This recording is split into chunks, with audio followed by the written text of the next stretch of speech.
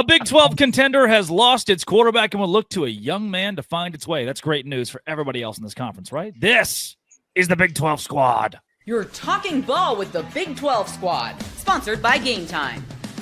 From Oklahoma State to Utah, from Kansas State to BYU, from Houston to Texas Tech, it's the local experts of the Locked On Podcast Network bringing you scoops, breakdowns, and the most comprehensive preview of the upcoming Big 12 weekend. Buckle up, it's the Big 12 squad, and we have a seat for you. No hurt feelings and thin skin allowed. Squad up. You're part of the Big 12 squad. Squad up. No hurt feelings or thin skin allowed. Drake Toll of Locked On Big 12. JT Wister's of Locked On Utes. Jake Hatch talking all things BYU Cougars. Parker Ainsworth of Locked On Cougs with the Houston Cougars. Kevin Borba with the Buffs. Cody Stovall, Oklahoma State. Thanks for making our shows your first listen every single day. If you hit subscribe, we all get to keep our jobs. Biggest story in the Big 12 this week, and there have been massive recruiting wins for Utah, massive for BYU, for everybody here. And even Colorado is picking up 3 stars. We will get to those, no doubt. But a contender in this conference has lost its quarterback. Now, it was the 11th best quarterback in the league in QBR last season, and come to find out maybe he wasn't the greatest thing since sliced bread. But JT Wistersill, we'll start with you. BYU is without Jake Retzlaff forever. Yeah, I mean, he's gone. And I feel like if you're BYU now, I'm very curious to see what you get out of McKay Hillstead, I blank on the other quarterback's name who's there as well too. But the way I look at this is like this. I was already anticipating, based on how BYU had success last year, all these close games, these thrilling wins, I was looking at BYU as a team that was going to regress this season. Now I feel even stronger about that this coming season too. I just feel like you don't lose your starting quarterback in late June and you go back to the Big 12 title game. Look, Utah had a situation a couple years ago where title game.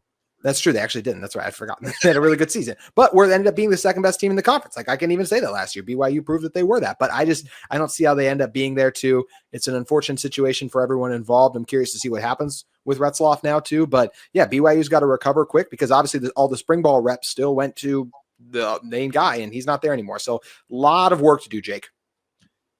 Clip that and save it, boys. I want to. Oh my gosh. No, here's the deal, JT. BYU, you mentioned they succeeded in a lot of close games, but here's the deal. They were the sum total of the parts of this squad. Defense, special teams, and offense all contributed to BYU going 11-2. I think BYU's in a better position to absorb a QB hit like they have absorbed than many programs in the Big 12. I really do think that the sum total of the talent on BYU's roster, if they can get even average quarterback play from a McKay Hillstead or a Trayson Bourget or even a Bear Bachmeyer, who's also here in Provo, I think BYU actually will endure this, I think, relatively well. What does that mean, endure it well? Does that mean they're still one of the best in the conference? What does that mean? So I thought the ceiling for BYU with Jake Retzlaff was probably 10-2 and a chance to play in a Big 12 title game. I think he's probably worth 1 to 2 wins, but if they drops you to 8-4, I think that's still fairly respectable, especially at the Power 4 level. So for me, I didn't go to BYU, and I'm not a member of the Church of Jesus Christ of Latter-day Saints. I like to have a beer in my free time, and not to say the LDS community cannot, but the honor code is one of those things that's going to deter people, and it has since the beginning of time. But to me, if you sign the honor code and say, I will not do these things, in order to play football at BYU, you have now committed yourself to the rules of the university. I find cowardice in a guy who helped build up the brand of BYU, because so many people across the country, it's filled with hatred and bigotry, and they don't like me because I'm different. BYU shirts are flying. They love this quarterback who's the first Jewish quarterback in school history, and he takes all this exposure, breaks the honor code, it's national news, and then when BYU gives him a lesser penalty than they've given past athletes, he just gives up. I see cowardice in that. If I'm a teammate of his, if I'm your starting offensive lineman that fought for you last year, came back this year, I don't like that because I'm celibate, because I signed the honor code. You also signed that, and now you're dipping because you couldn't follow the rules that you agreed to. That leads me to a question. Actually, it probably goes to JT and Jake as the BYU and Utah representative, because Utah's just up the road, but culturally a very similar part of the country, right? Every school has rules, and I don't mean to spoil anyone's fun here. Every school's kids are breaking those rules. This is starkly different, right? And I guess, Jake, like at Notre Dame, you couldn't have theoretically football players spending the night in girls' dorms either, but I can tell you they did, right? Like that happens at different places across the country. People break these rules. This is a big deal and a lot different. And I'm with Drake that he kind of got slapped on the wrist and still left. Well, and that's the thing about it. I will say this. all the other athletes that I know of that have been forced to leave BYU had extra years of eligibility, so they could endure missing a semester or an entire year and then come back and continue their playing careers. Jake's got 1 season left, and I have it on very good authority that there's no way he's getting an extra year of eligibility. That JUCO waiver that Diego Pavia's got, literally, it feels like nobody outside of him has been able to get an injunction of that variety. So Jake's got 1 year to get it right, and I think that may be playing into why he decided to bolt. But to your point, it would have been in some ways respectable the fact that he would have manned up and said, hey, I screwed up. I'm going to absorb the punishment here and I'm going to come back better for it. But I think that he's really thinking out for thinking and feeling out for number one above all else. Yeah, Well, I you can think also say, yeah, go Kevin. I was just going to say, it's obviously the honor code is I talked about it on my show, and I'm obviously an outsider, but it's very complex. And so for the average person, it's like how extreme, how bizarre, like how could they do this? Right. And that's literally the whole point of the honor code is like, these are the guidelines that we abide by and blah, blah, blah. And like all that. And like, that's life. And so he signed on to that. But at the same time, I don't think people could be upset about him leaving because I'm sure there's some desperate quarterback program or desperate quarterback needy program out there who is either going to pay him the same or pay him more. And he's going to leave and it's just going to be, okay, we're good to go. Right. Like as long as he doesn't have any legal issues, I think he is cleared to play and some team will take him. Go ahead, Jake. Sorry.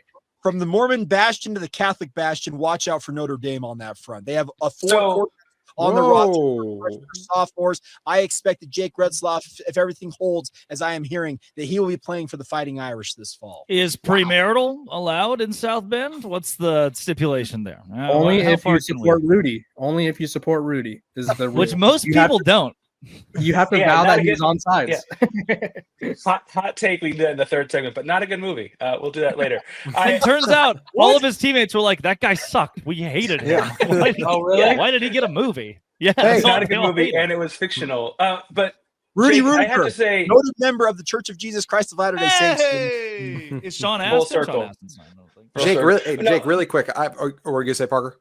Yeah, Parker. I was going to say it is interesting to me, though. You say he's looking for number one. It is looking out for number one in a playing sense because I'd imagine if it was about money, he could have dipped in April, right? Yeah, like, absolutely, yeah. But we, again, by definition, he's not a good quarterback. If there's By bad, definition. better, Okay, average, but- good, great, he's but not a Drake, good if quarterback. He's someone- below average. But if someone's going to take him in July, they would have taken him in May. If he's going to go to Notre Dame in July, he would have gone there in May too, right? Like, that's not a question. The biggest thing that needed to be resolved was the civil lawsuit, and that's been dismissed. Both sides of this lawsuit have filed a motion, and it's been signed off by the judge. There was no program in the country that was going to bring in a quarterback who had a pending civil lawsuit alleging sexual assault. That's a PR hit that you will avoid every day. So now that that's in the rearview mirror, programs like Notre Dame are much more likely to take on a guy like Jake Retzlaff. But to your point, Parker, he probably could have left in April, etc. But he decided he was going to stick it out for the time being. And then when BYU handed down the punishment they handed down, he felt like it was untenable. And as Drake said, he dipped. I think it's really interesting what you guys are talking about, though. We've heard multiple opinions now on this being, distraction and like him looking out for just himself and transferring. And even Drake's talking about like, hey, he viewed him as a below average quarterback. I think he's an average quarterback, right? I thought he was part of BYU's success, but I did not think he was 11th anywhere in the near Big top 12, which again, law of averages, that's below average. Yes, but there's more stats than just that, I'm saying, too, that talk about him as a quarterback. I think he's a top 10 quarterback in this league. I did. But I would also say this, Jake, would you have wanted him to stay? Because as you said, too, like we think he's at best, we think he's average. So do you want average hanging over your team? You go on a run and then 7 games into the season, you're going to drop this guy back in. And now all of a sudden, like, how do you handle that? I think it's best for everyone that he's moving on. I agree. It's best for all sides to move on from this because I think it's just a debacle that would have followed him at BYU more than it would at other programs. Yes, there'll be questions wherever he ends up about the situation. He'll be asked about it, but not to the same level if he would have stuck around in Provo. But to your point, JT, he was an average quarterback. And this is a program, speaking of BYU, they know elite, great quarterback play. It's part of their history. Go back 50 plus years. They have had some of the best quarterbacks in college football. Jake Retzlaff is not one of those guys. I have said this before on my podcast. I'll say it again. He's a good quarterback, but this is a program that wants great quarterbacks. Coming up, let's go into one more. Yeah, hit me with it, Kevin. There's a lot to be said about an average quarterback, right? Some teams just need an average quarterback to facilitate them to wins, right? There's certain programs who have sort of built their whole success off of insert quarterback here we're just going to build a really strong team around them. Like, to go back to Utah a couple years ago with Cam Rising in the Pac-12, I think at best Cam Rising was probably the 4th best quarterback in the conference, behind Bo Nix, Michael Penix, Williams, other guys like that. And so Utah was still contending for a Pac-12 title. They did win the Pac-12 title, right? So although he is average, right, we don't disagree there. An average quarterback could lift a BYU defense or help lift a BYU special teams and offense to playoff contention. So I think it's a loss in that matter, but we're not going to pretend like he was the best thing since sliced bread. Yeah, Gary Bohannon won a Sugar Bowl at Baylor. The Michigan kid won a national championship. BYU Greg legend Gary McElroy, Bohannon, right? Yes, correct. BYU legend. Or Greg McElroy or whoever the other guy was, AJ McCarron and Bama weren't elite, but they were good enough to win. Coming up, Texas State joining the Pac-12. The Conference of Champions is back. The Big 12 squad.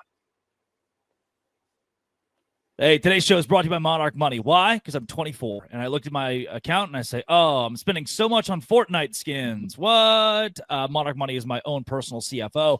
I can go in, and it shows me where my money is going. It's an accountability partner, full visibility and control over my finances. So when I go in there and I say, oh, take out Netflix, Hulu, the Fortnite skins, all of that is draining my account. I can actually now say, hey, those are 3 areas in which I'm going to save this month and save up for a new Roomba vacuum because my Roomba ran over dog poop and scattered it across the house. Take control of your finances with Monarch Money. Use code LOCKEDONCollege at monarchmoney.com for 50% off your first year. That's monarchmoney.com, code LOCKEDONCollege for half off your first year at Monarch Money. Is this just a new thing, by the way, now that you're going to start doing the ads live? Is the Party Animal King too busy to do them after? Are they just budgeting your time? Is that what it is? People that are at home, typically I would do the ad. Peek behind the kimono there, dang. No one knows what this means. Did you not hear that dog poop and Roomba vacuum? What just happened here? Yeah, Jake and I did a crossover earlier, and I explained it to him. I was eating my dinner, and I spilled my dinner all over my cowhide rug. And I was like, oh, that's all of my hibachi. And then as I was looking down at the dinner, I realized there was dog poop in the rug. And I was like, that's weird. My dog doesn't. And then I found the Roomba, and it had scattered just a pile of dog feces across the house. It just drug dog poop across the floor in the entirety of my home. So what do you get first, a new Roomba or a new rug? A new house. I'm just going to burn it down and start over. Like I don't even know where do you begin? Like the Roomba right now is in the guest bathroom. It's stopped there, and there's just poop all over it. It's just dead because it's like, you know what? There's too much poop for me to function. How do you clean a Roomba? And then where do you start with the floors? I have a Swiffer, but it doesn't feel like that's enough. And then there's the rug situation. It's a cowhide rug. How do you clean a cowhide rug without destroying it? I mean, genuinely, I will take any suggestions at this point. I'm dreading ending this squad show because then I will have to go inside of a war zone in there. What do I do with the dog while I clean it up? I'm going to have to go to Kroger and just buy a lighter and some gasoline and hope that my insurance covers it.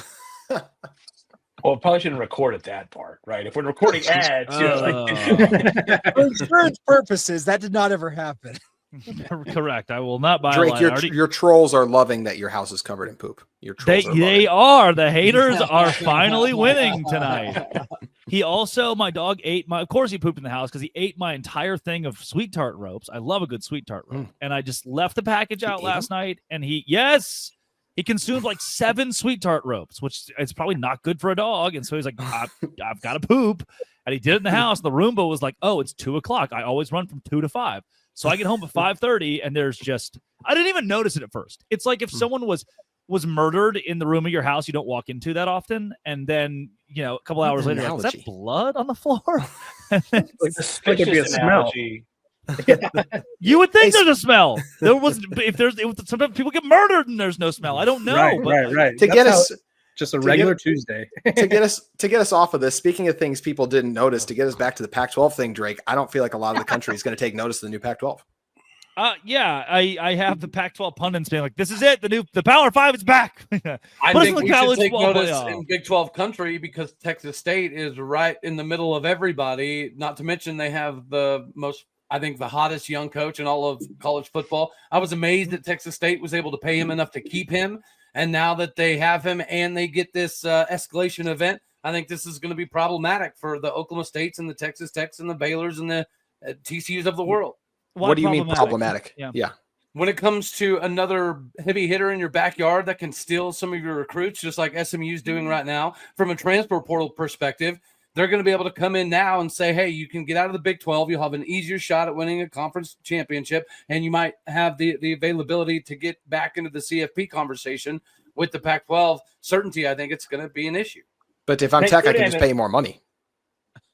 Well, maybe that's what we're saying is that Texas State's, first of all, Texas State's a rapidly growing, it's like over 45,000 people. It's a rapidly growing university. And they couldn't have both to pay attention to this because it's right in our backyard, right behind us. Yeah. They had to have known this was coming though, Cody, because that's the only reason they had the money to pay the coach, right? Like that had to be a big part of it. It's like, we're going to be doing this soon. How else could they have kept him out of any other Power 4 conference? Because lots of people wanted Kenny. They paid him a crap ton of money. Now, you're right. Maybe there was an anticipatory move that we're going to pay you X amount of dollars for the hopes that we one day get into the Pac-12. And if so, then great. They hedged their bet wonderfully. But regardless, they seemingly have more money than we give them credit for. And this is going to even validate that even more. But he's going to leave. I think he's going to leave. I don't foresee GJ Kinney being a lifer there. Now we've learned that Jeff Traylor stayed at UTSA, which is a very good, and now he's kind of diluted his coaching status. Less teams hurt his rep. Yeah, 2 years ago he was the guy. I think they're just waiting for certain jobs to open and. But when so this is why to me the Pac-12 is doing some stupid stuff. The second it reminds me of Gonzaga. If Gonzaga loses Mark Few and the next head coach can't win games, you've brought on Portland State. Congratulations. UConn. The second UConn's bad at basketball for 5 straight years, they're a terrible addition to the Big 12. They give you nothing.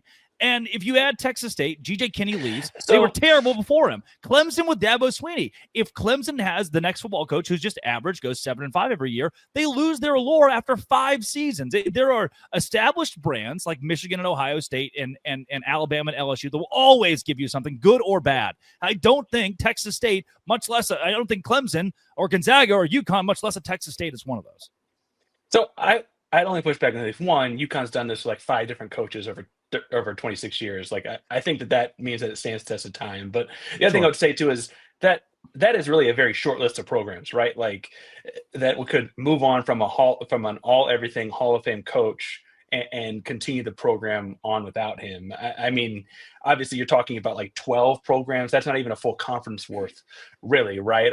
I don't think that's like a big knock on any. It's got to be a knock on most schools, right? That's not just a knock on. It's a knock on all but 12. So I want to ask Cody and Parker, because you're the closest to this situation, obviously. Isn't the response, you want to live in San Marcos or you want to live in Houston? Like, isn't that the conversation that some of these guys are going to have when it comes to recruiting in the state of Texas? Well, or Lubbock. I think San Marcos does beat out certain places. And again, I have a cousin who lives in Lubbock. I get it. But like San Marcos is a fun college town to a lot of these people. Rapidly growing university. It's got the river running through it.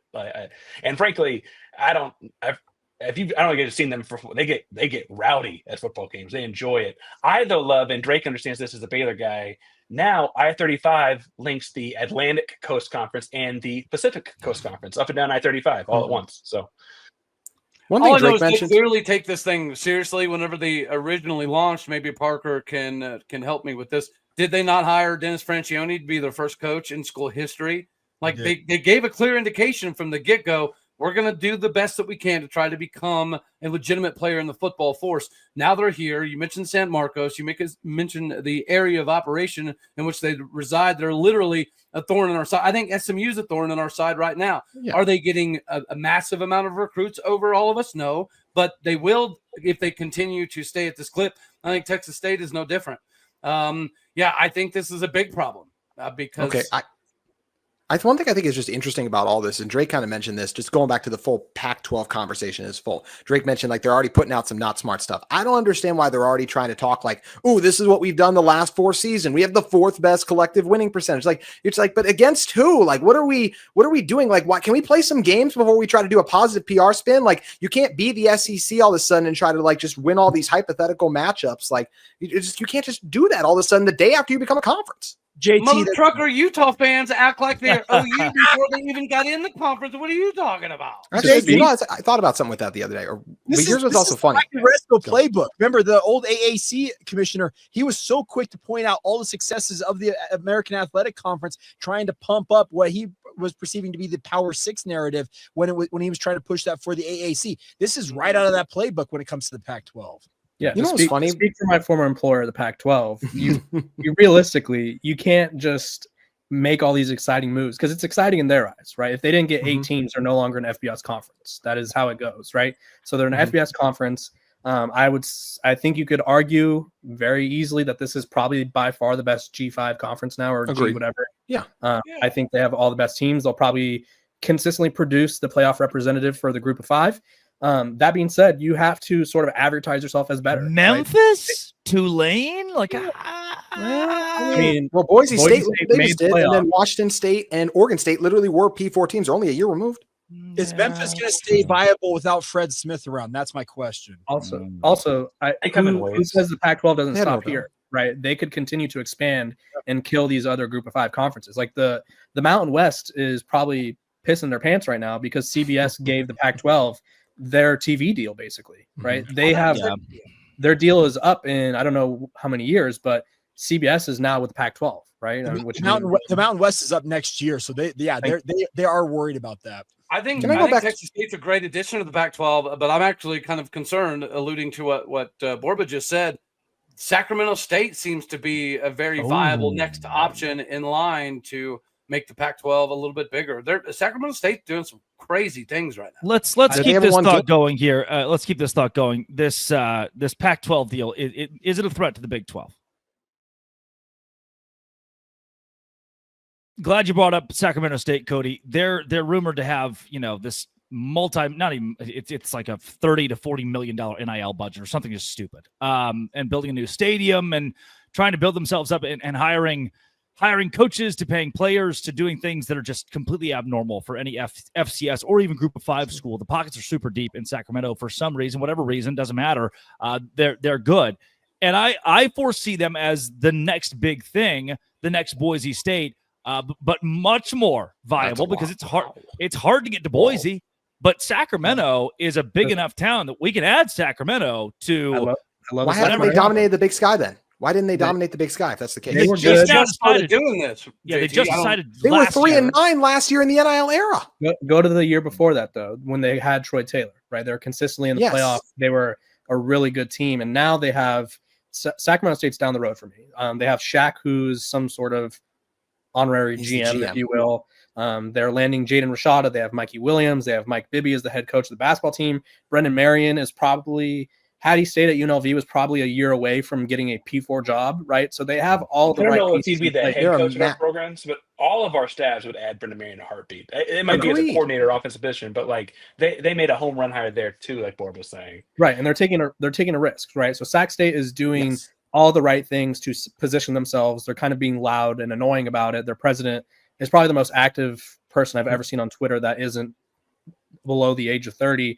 And in terms of Drake's intern. No, I don't think so. They're close. But to answer Drake's question, if they're a threat to the Big 12, the only way the Pac-12, Sac State could be a threat to the Big 12 is if the Big 12 doesn't give itself enough of a lift, right? Like the Big 12 has to consistently show like we are better than them. The only way it could be a threat is if the Pac-12 can sort of make an argument like, hey, head to head, we're right there with you, right? So the Big 12 needs to create that separation. They need to out-recruit them. They need to beat them when they go head to head, and they just need to make it so that discussion could never even happen. I wonder, to Cody's point about worrying about this, and I think some of our conferences some certain other conferences are ending soon. I forget if it's Mountain West or whichever, but the bigger deal will be if the ACC actually falls apart at whatever point, and one of them heads to the Pac-12, right? Because then it is a school, like you're saying, JT, that like has the P4 rep, has the money, has the infrastructure, etc.